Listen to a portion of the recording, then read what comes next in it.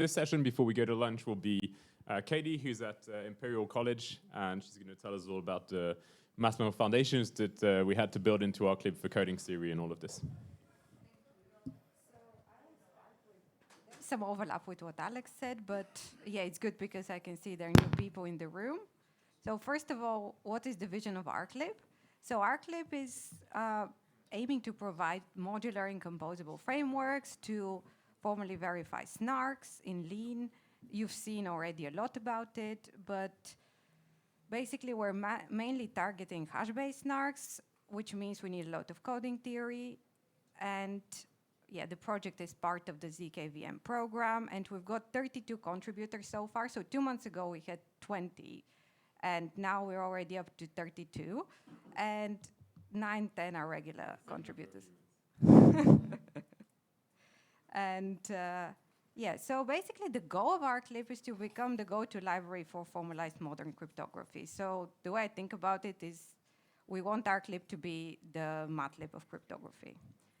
And that's the overarching goal, but what are the blockers maybe? So as I said, we want to be able to formalize modern cryptography. So we want the papers, the theorems, the definitions, the protocols. So to do that, we need stable foundations to be able to talk about all these things in Lean. And firstly, we need mathematics that's involved in everything. Then we need computability. Derek already covered a lot about this. And we need probabilistic backend. So Julie and Devon already covered a lot about this. So these are the components. And also the last, so the computability and the probabilistic backends were kind of blockers, but now there's been so much work on it. It's already getting to a very good state. And the mathematics was also a blocker. I'll explain why. So this is one of my favorite slides. So we've got all the we've got all the components of RClip. I didn't know there is a new library, Polyfun, so I couldn't put it on there, but maybe I'll add it with, I don't know, appropriate emoji for fun.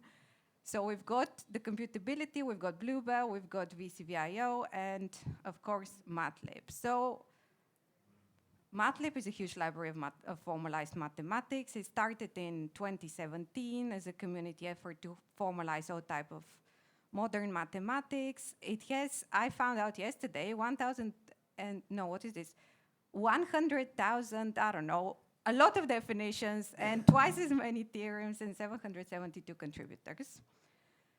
But because, as I say, the goal of MATLib was to formalize modern mathematics as, you know, to aid research, to verify research, to fill gaps in proofs, because mathematicians, I mean, I'm a mathematician, and I could confirm that we love to say, oh yeah, that's obvious, or that's left as an exercise, and so on. And when you want to formalize this, it's an absolute nightmare. So yeah, MATLib is helpful. And yeah, also another good thing is if you have all of modern mathematics formalized, you're going to speed up peer reviews, and you can learn a lot by adding detail to your own proofs, I also found out. However, since the emphasis is on modern mathematics, basically the content there is not evenly distributed across all the fields, and it's geared towards whoever's contributing and their research interests. As a consequence, a lot of foundational areas were not well developed. So I was actually shocked when we started working on RClip. I was shocked to see there was not much linear algebra in there, to the extent we had to define column and row ranks of matrices. And on the other end, there is like triangular categories and shift functors, but I guess no one really cared for row and column operations that much. And there was absolutely no coding theory in MATLib, well, that's partly the new thing, in MATLib when we started RClip. The only thing that was there was the definition of Hamming distance. And another thing is that to get something into MATLib, there is like, you can't just add one definition. You need to prove a lot of things about it. So there is a whole API that needs to be developed. And I found out the API for Hamming distance consists of 60 supporting instances and lemmas. And this is just to define the Hamming distance, and then the metric, and show all these things like it's reflexive and so on. So yeah, that was done by Rena Robson, but I don't think she's done much after that. And of course, as we already explained, not everything there is computable. So there were polynomials, but they're not computable, and they're elliptic curves, they're not computable as far as I know, even though I know some people have started doing computable elliptic curves, but I don't know the status of that. So yes, long story short, we want to use MATLAB wherever we can, but we had to build coding theory from the ground up. And what I mean by this is we literally had to start with the definition of code. So here are a couple of definitions. They were the basis of the basis. So first you can see the definition of a code is just a set over an alphabet R. There are no assumptions on R. Even the decidability is not so needed, but it's needed in most things, so we can keep it. Then the second definition shows the linear code. So we have a finite type iota. This is going to be the length of the code. And we've got F, which is a semi-ring. So this is then the code is a submodule over an F submodule of iota to F. And basically what this is a subspace of the vector space F iota. And people might ask, why do you get semi-rings? So one of the things in MATLAB is that everything is defined in as high generality as possible. And if I define something as a semi-ring, then if I need it to be a field or a commutative ring or whatever, then Lean would recognize that this is a specific case of a semi-ring. So it's good to keep everything in the highest generality possible. And also having it that way, if we ever decide to PR these things into MATLAB, then they're already in the correct form. And then the next definition, this is actually due to Chung, is of a module code, which as far as I know is not a definition in cryptography, a term in cryptography, but it's kind of a very handy definition which helps us talk about, you could specify to linear codes and to interleaved codes at the same time. So as you can see, the difference is you've got, again, a semi-ring F, you've got a finite type iota, well, it's not even finite here, but yeah, iota is a fin type, and A this time is a module over F. So you're not just specifying to the field itself, you can take any F module. And of course, if you take something like F to the K, then you could do interleaved codes. This submodule F becomes submodule F of iota to K to F, and then this is exactly the interleaved codes. And then something that Julian spoke about in great detail, but I'll actually show you the definition of the Reed-Solomon code. Now you know everything else about it. Here is the basic stuff.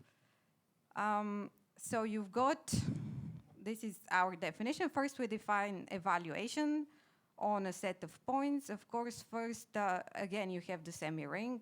I explained why. And it's the same idea with the domain. So the domain is just defined as an embedding from the fin type iota into the semi-ring F, but there is no condition on smoothness or anything. You could add those conditions wherever you need them. And then you can see the code itself is a polynomial, evaluation of polynomials of degree less than deg. So I've seen in the literature, sometimes it's less than or equal, sometimes it's less than. We have it as less than. So yeah, you have to be careful with theorems, whether you're one-off or not. And here it's a non-computable definition, but I suspect we could make it computable now. So other things, I've shown you the basics, but also there are gazillions of other basics to get anywhere. So we had to define dimension, length, relative distances, and all the supporting lemmas you might need. First of all, the lemmas you might need from the papers. And also there's so many lemmas you have to prove for these notions that, for example, that they're greater than 0 and all these types of things I never thought of proving. I just thought, well, it's the case, right? Then we define generator matrices, relevant theorems for them. So for example, existence of generator matrices, how you can define a code from a generator matrix. Basically there is an equivalence theorem between a code and how to extract the generator matrix if you want, then interleaved code definitions, and I think there is is it a full formalization Chung did of the interleaved proximity gaps for interleaved codes paper? Yes, so there is a lot of things on interleaved codes, then tensor codes.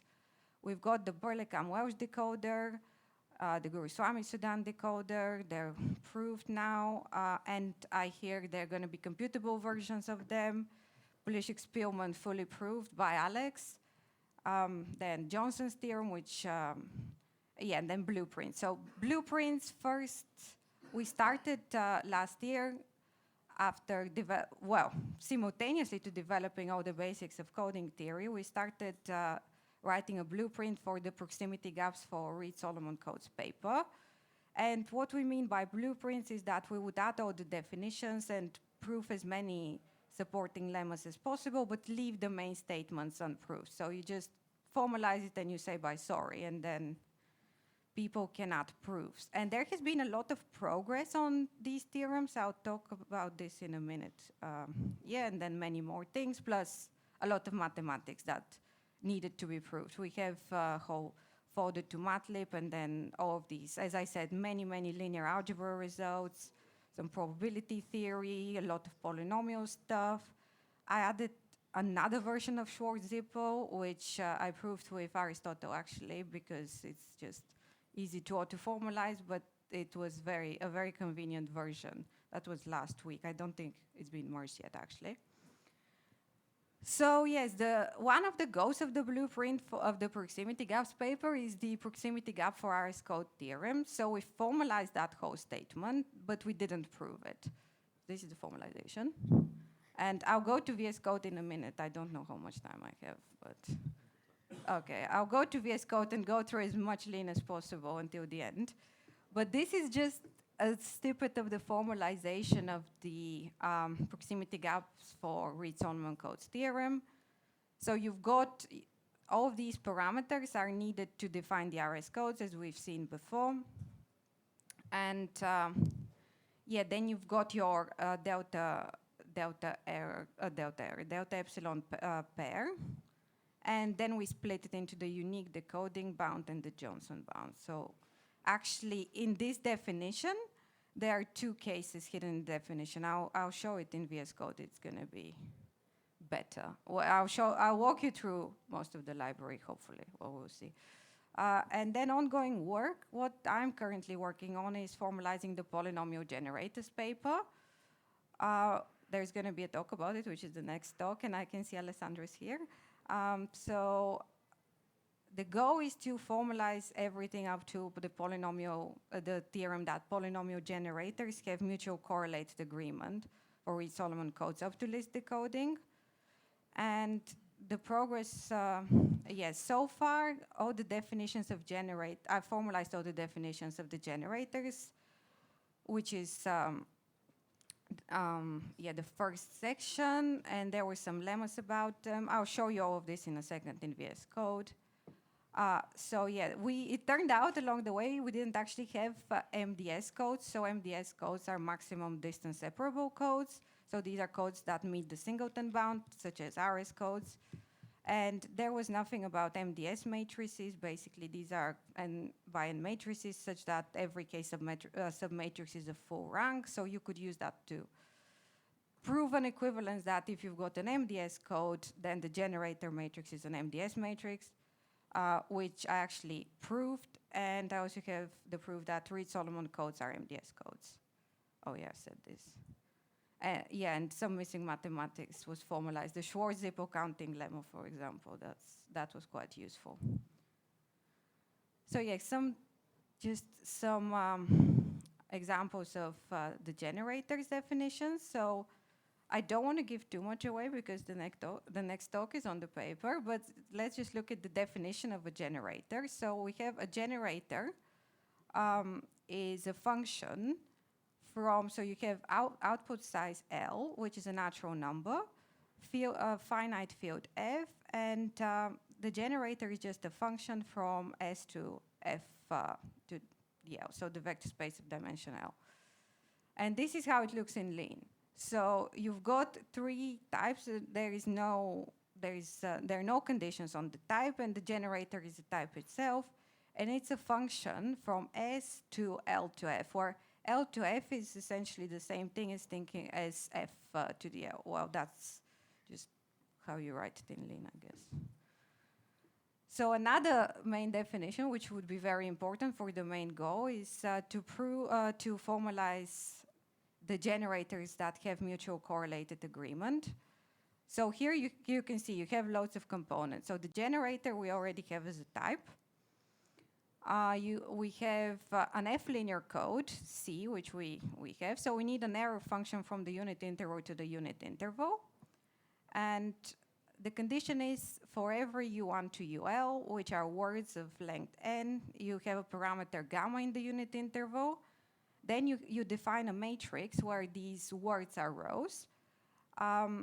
And you've got this mutual correlated condition, which is, we've seen the definition many times yesterday, but this is just the form, I mean, this is the way it's formally written in mathematics, and this is how it's written in Lean. So first of all, I had to split the definition in two definitions. So is MCA is just the condition inside those brackets, because it's easier to take it out rather than have this huge thing inside the probability. And we've got our generated type, we've got the linear code, then we take X is an element of S. We've got, this is the encoding of our matrices of words. So L is L, as it is in the paper, but iota is N, I think. Yeah, because I kept to iotas from the beginning. For some reason, we chose that linear codes are going to be modeled as submodules from from iota to F, so I just kept the iota throughout. And yeah, this is gamma in I, so it's very cool. I didn't know this. MATLAB has a whole type and notation for the unit interval in R. So it's just this I is the unit interval in R.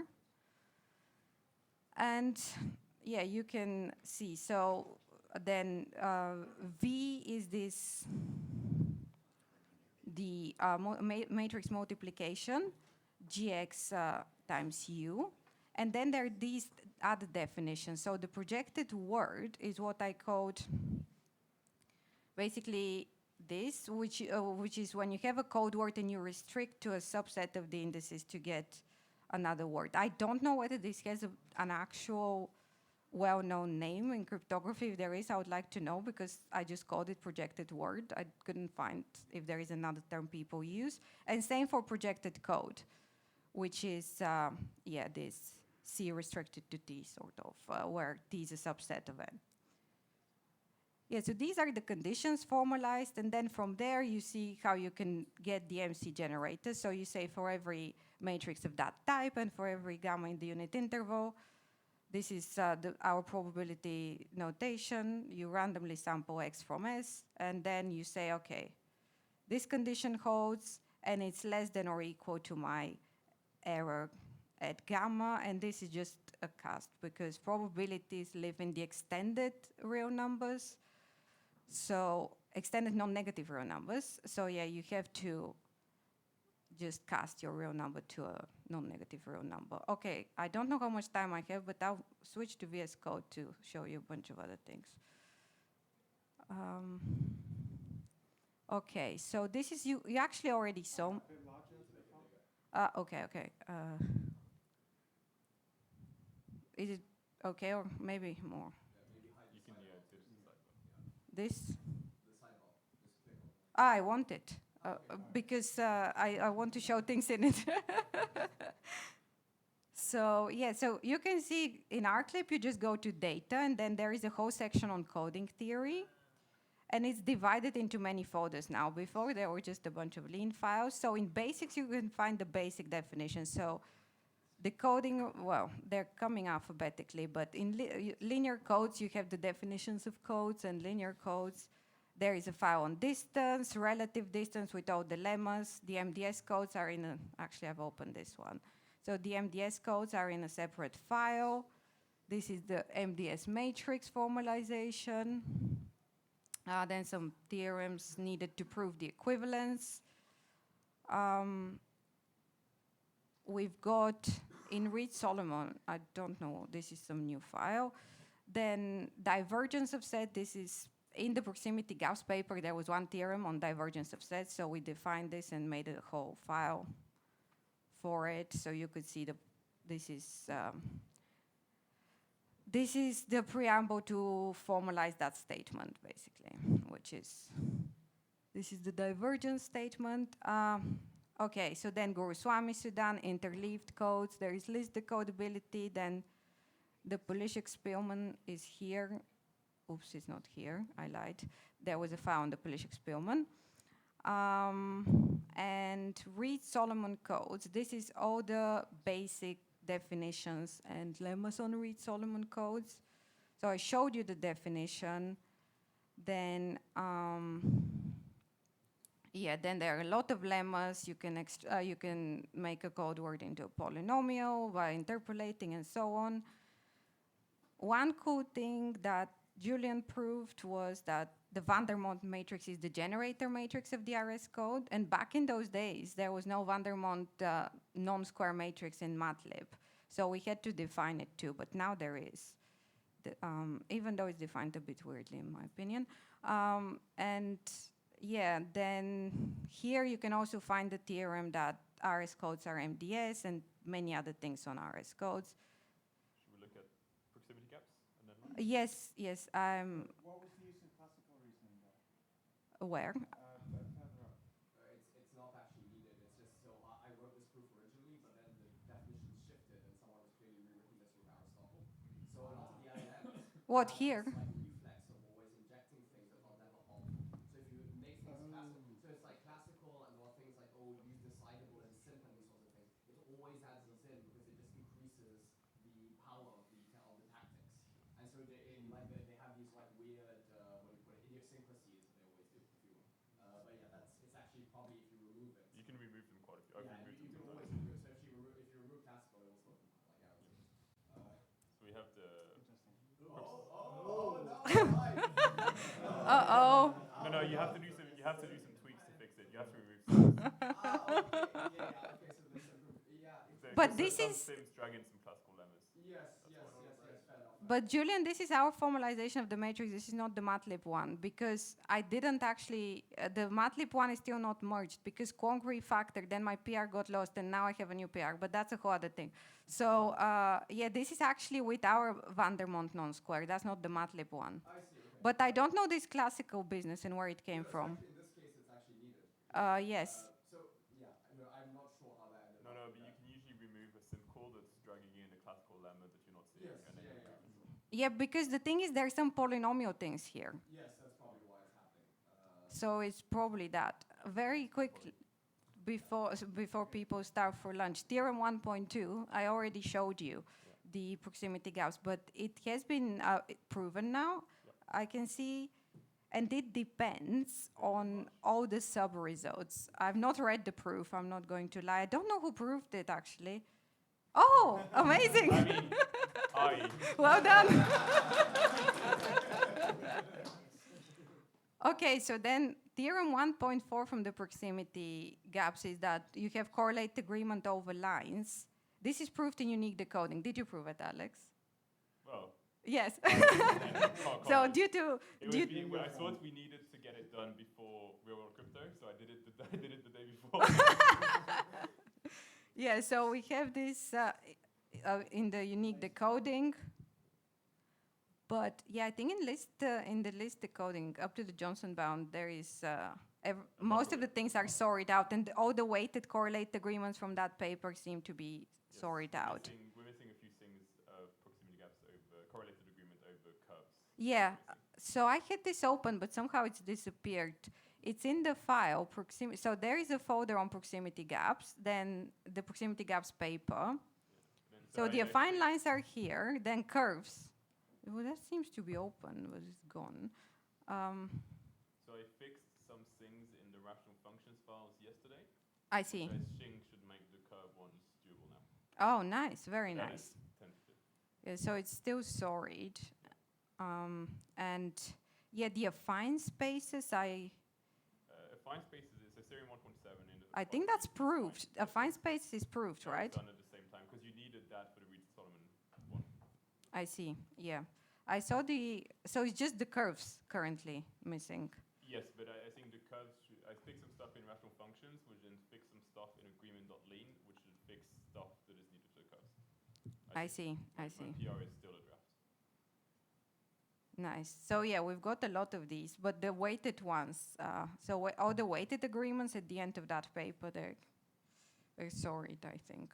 And then actually we need to change some of the bounds because there was the on proximity gaps release on the code's paper at the end of that last year. Yeah, yeah. We need to update some of those statements. And also, we're planning to update the definition of mutual correlate agreement as well, and encode the proximity the generators language in there too. So yeah, this is kind of the demo of things you can explore yourself. There is a lot. So this is the formalization of proximity gaps for interleaved codes that Chunk did.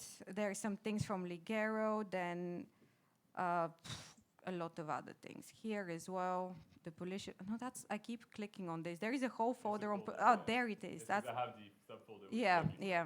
That's the whole folder. The main proof is nice. You can click on it. The main proof looks okay now. Okay, so main proof. Okay, so this is the statement of Polish-Spielmann.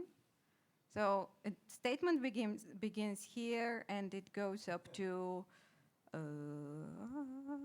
here. So we got that statement wrong twice. Yeah, that statement was interesting.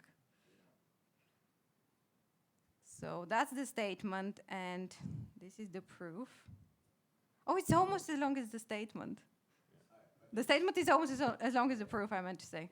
Yeah. And the proof uses all of the intermediate language, which Yeah. have hundreds of line-long proofs. Yeah. So I can see there are 3 more files. As you can see, there is a degrees file, and then Did you get it wrong in instructive ways, or? The first time we got it wrong was because there was an implicit you can divide by 0 in lean, as you all know. And the first time we got it wrong was that it was no, it's fine. It works. It's fine.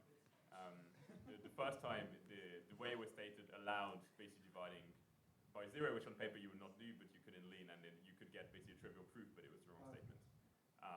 The second one was that in one of the bivariate polynomials had the coefficients the wrong way around. And I tried to prove it, and it failed, and I was like, this makes no sense. And then I looked a bit more closely at the statement, and I was like, oh, fixed it, and then the proof went through. So it was a very one stupid. interesting and one. Yep. yeah, and this The division by 0 one is now in a nice file for the agents to remember to consider. yeah. So this is the statement from the proximity gaps paper, the correct one. As you can see, it's proved. So yeah, this is all I wanted to say. Thank you very much for listening. Okay, maybe one question at most, and then I think everyone wants to go for lunch. Hi, very nice work. I have a question about the definition of MCA. Since you mentioned that, I guess, we want to try to keep things as general as possible. Yeah.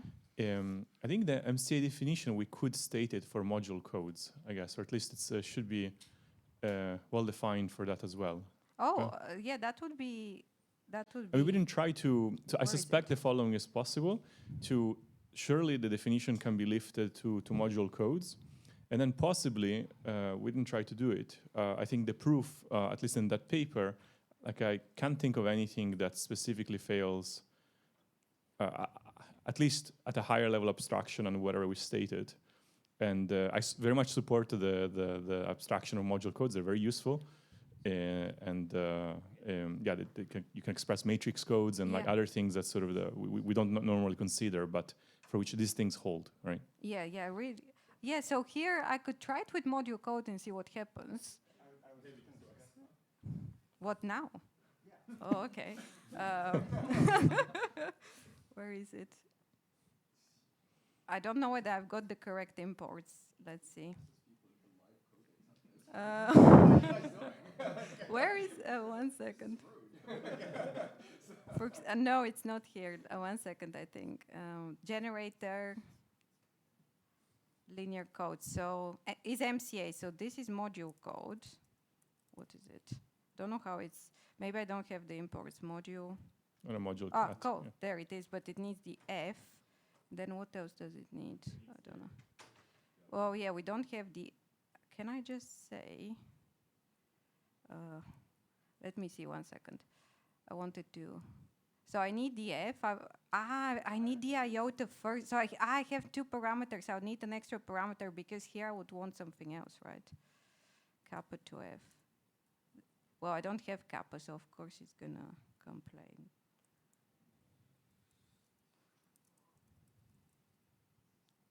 Okay, so then done. Oh no, it's not done. Oh, because projected code is defined as linear. Oh no. Oh yeah, it has the wrong type. Okay, so then the projected code would have to be changed, but yeah. Yeah, Yeah, I'll so- try this in the lunch break. Spend 10 minutes thinking. Also, does anyone know if projected code has a better name? Restricted code? Okay, okay. Do you want Well- to open a PR?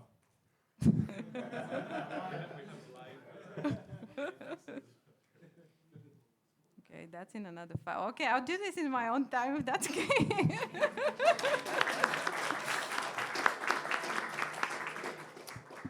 Okay, then lunch, and then the afternoon will be front ends, and then future and AI.